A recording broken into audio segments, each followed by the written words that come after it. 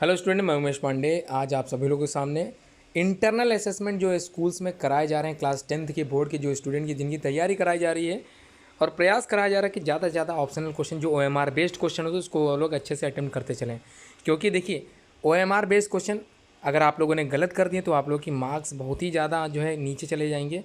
और ये सारे क्वेश्चन अगर आप लोग सही अटेम्प्ट करते हो आप लोगों के मार्क्स बहुत ज़्यादा अच्छे आ सकते हैं। इसलिए को थोड़ा सा प्रयास कर लीजिए और सारे क्वेश्चन को अच्छे से अटेम्प्ट कर लीजिए, अच्छे से तैयार कर लीजिए। यहाँ पर क्वेश्चन नंबर 1 कह रहा है, where did Gandhi ji start the salt satyagraha. देखिए, हिंदी मीडियम और इंग्लिश मीडियम दोनों के लिए ये वीडियो बनाई। उम्मीद है आप लोग दोनों मीडियम देखते हुए आंसर को समझोगे। तो where did Gandhi ji start किया था सॉल्ट सत्या नमक कानून जो था, इनका नमक का सत्याग्रह जो था वो दांडी से शुरुआत की थी इन्होंने। अगला क्वेश्चन कह रहा है, प्रोटेस्टेंट मूवमेंट जो स्टार्टेड किया गया था मार्टिन लूथर के द्वारा। थर्ड क्वेश्चन कह रहा है, where was the main centre of civil disobedience movement. देखिए, सिविल डिसओबीडियंस मूवमेंट जो था वो साबरमती आश्रम से शुरू हुआ था। ये मेन सेंटर था सिविल डिसओबीडियंस मूवमेंट का। Question number 4, from where did industrial revolution begin. देखिए, इंडस्ट्रियल औद्योगिक क्रांति की बात हो रही है जो कि इंग्लैंड से शुरू हुई है। कहाँ से? इंग्लैंड से शुरू हुई है। अब क्वेश्चन क्या कह रहा है, पांचवा क्वेश्चन पढ़ते हैं। लिखा, when did the French revolution occurs. तो फ्रेंच की जो क्रांति थी वो कब हुई थी? 1789 को फ्रेंच की रिवोल्यूशन हुई थी। Who led the non cooperation movement. देखिए, who led the non cooperation movement, किसने स्टार्ट नॉन कॉपरेशन मूवमेंट की शुरुआत की थी? वो महात्मा गांधी जी थे। The book written by Machiavelli. देखिए, मैकियावेली के द्वारा जो लिखी गई पुस्तक उसका नाम द प्रिंस है। Income tax is included in.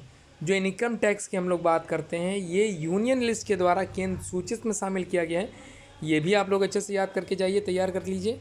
The inventor of telescope was basically, ये जो इन्वेंटर थे टेलीस्कोप के, गैलीलियो गैलीलियाई, मतलब गैलीलियो थे। Which one was the French colony in India. तो हमारे भारत देश की बात करें, फ्रेंच कॉलोनी कौन सी थी? पौंडीचेरी थी। विच among the following is a developing country. देखिए, डेवलप्ड कंट्री और डेवलपिंग कंट्री में पूछ रहा है अंतर, तो यहाँ पर डेवलपिंग कंट्री चिली है। और अगला जो क्वेश्चन नंबर 12 है, which among the following effect market. तो इफेक्ट मार्केट क्या है? देखिए, situation of peace and security, शांति और सुरक्षा की स्थिति को बनाए रखना, बैंकिंग फैसिलिटीज़ को प्रोवाइड कराना, ऑनेस्टी ऑफ द पीपल को बना के रखना। और इसका मतलब ये तीनों ही ऑप्शन बिल्कुल सूटेबल हैं। ऑल ऑफ दिस आंसर सही होगा। 13 कह रहा, who amongst the following was the founder home rule league. तो इसके बाल गंगाधर तिलक थे।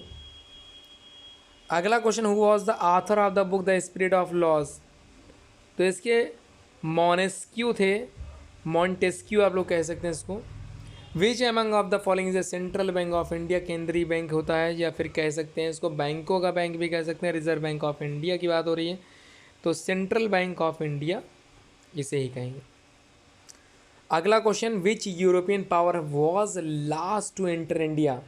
देखिए, सबसे अंतिम में अंग्रेज भारत में रह गए थे, तो यहाँ पर लास्ट ही पूछ रहा है। यूरोपियन पावर का सबसे अंतिम जो देश था इंग्लैंड ही था, जो भारत देश पर जिसका कब्जा था।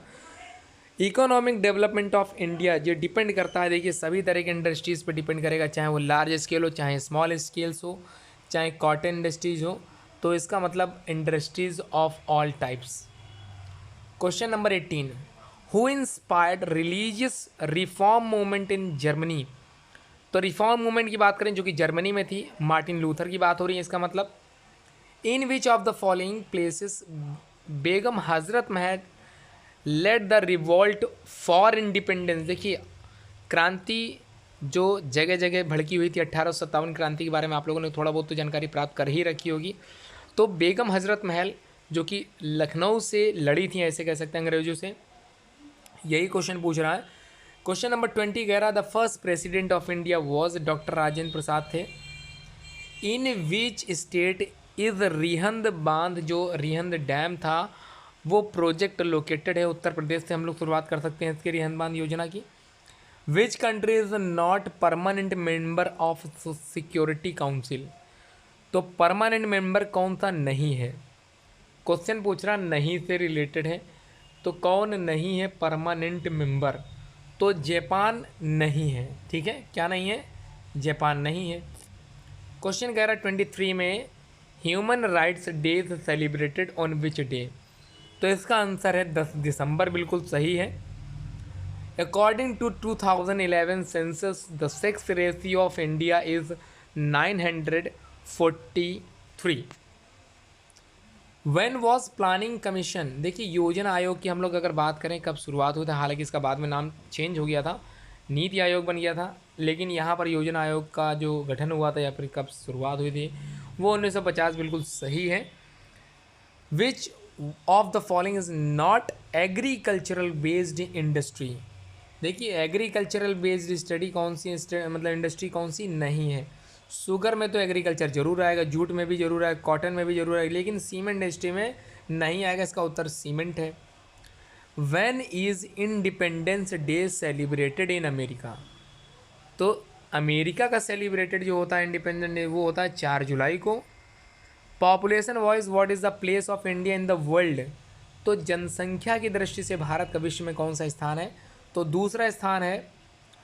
Who was the author of the book India wins freedom, तो मौलाना अबुल कलाम आज़ाद इसके रचनाकार कहे गए हैं, माने जाते हैं, और इन्हीं के द्वारा ये पुस्तक लिखी गई है।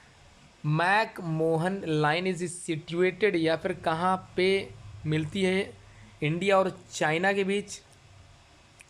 How many parties are needed in exchange, तो विनिमय की अगर बात करें कितने पक्षों का होना आवश्यक है, कम से कम 2 पक्ष का होना बिल्कुल आवश्यक है। Who led the freedom struggle of America, George Washington थे। द नेशनल कांग्रेस, इंडियन नेशनल कांग्रेस की जो स्थापना हुई थी A.O. ह्यूम के द्वारा 1885 को हुई थी। आज वर्तमान में अगर हम लोग बात करें the number of states in India, Republic Indian की बात करें तो कितने गणराज्य हैं, राज्यों की संख्या कितनी है, वो है 28। लाला हरदयाल एक रिवोल्यूशनरीज थे, मतलब रिवोल्यूशनरी थे, क्रांतिकारी थे। Main state for the cultivation of jute, इसको थोड़ा सा आप लोग देख लीजिएगा, बिहार यहाँ पे है। On which river is Tehri dam project situated, Bhagirathi Uttarakhand से रिलेटेड है, आप लोग लगा सकते हो।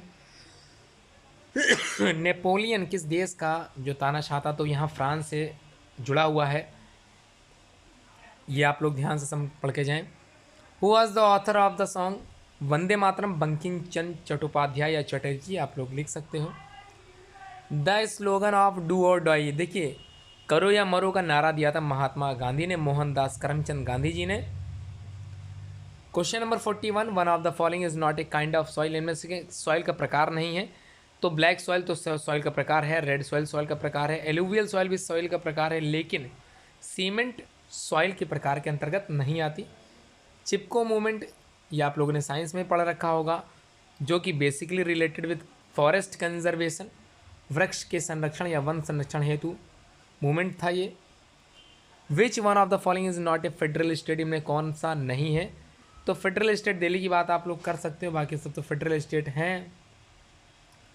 विच one of the following is not an organ of the government, देखिए यहाँ पर अगर बात करें तो Nagar Palika is not an organ of the government, बाकी एग्जीक्यूटिव हो चाहे जुडिशरी हो चाहे लेजिस्लेचर हो, these are the common examples of organ of the government, ठीक है, लेकिन नगर पालिका नहीं है।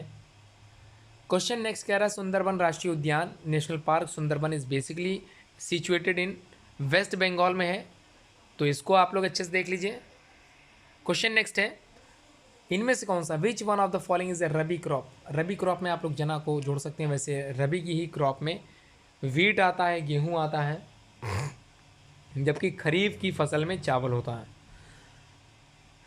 मुंबई हाई, ये ऑयल रेफिनरीज के लिए जाना जाता है, तेल शोधनशाला है। Who can make law of state list, तो स्टेट गवर्नमेंट बना सकती है। विच of the following is the majority group of Sri Lanka, दो सिन्हलीज है, तो सिन्हलीज आप लोगों ने पढ़ रखा होगा, यहाँ पर ऑप्शन नहीं है। Who at the residentiary power of India, तो रेसिडेंटरी पावर ऑफ इंडिया कौन होता है, यूनियन होता है, संघ होता है, नियम कानून बनाता है। संघ सूची पर कानून बनाने का अधिकार केंद्र सरकार को ही है। उच्च आय वाले देश की अगर हम लोग बात करें तो ये सभी उच्च आय वाले देश हैं, हायर इन इकोनॉमी के देश हैं। जापान हो गया, डेनमार्क हो गया, सिंगापुर हो गया, इसका मतलब सभी लगेगा। और निम्न आय की बात करें तो इनमें से कौन सा निम्न आय वाला देश है, तो बांग्लादेश आप लोग कह सकते हैं। वाइट रिवोल्यूशन, वाइट श्वेत क्रांति संबंधित है। दुग्ध उत्पादन, मिल्क प्रोडक्शन से रिलेटेड है। विच of the following soil is suitable for the T cultivation, जो कि टी की बात हो रही है, असम के बारे में आप लोगों ने पढ़ भी रखा होगा। तो वहाँ पर माउंटेन है, पहाड़ी पर्वत ज़्यादा है, तो यहाँ पर पहाड़ी मिट्टी कह सकते हैं, माउंटेन सॉइल कह सकते हैं। Which one of the following is soil is most suitable for the cultivation of cotton. Cotton soil का मतलब ही हो गया रेगुर मिट्टी, रेगुर मिट्टी का मतलब ही होता है जो है कपास की खेती जहाँ पर की जाती है। तो ब्लैक सॉइल के अंतर्गत ये कपास की खेती होती है, तो आप लोग ब्लैक सॉइल इसका आंसर लिख सकते हैं। कन्याकुमारी जो कि तमिलनाडु का क्षेत्र है, तमिलनाडु में मिलेगा। विच one of the following is not a source of energy, इनमें से कौन सा सोर्स ऑफ एनर्जी नहीं है। मैग्नीज की बात करें तो सोर्स ऑफ एनर्जी नहीं है।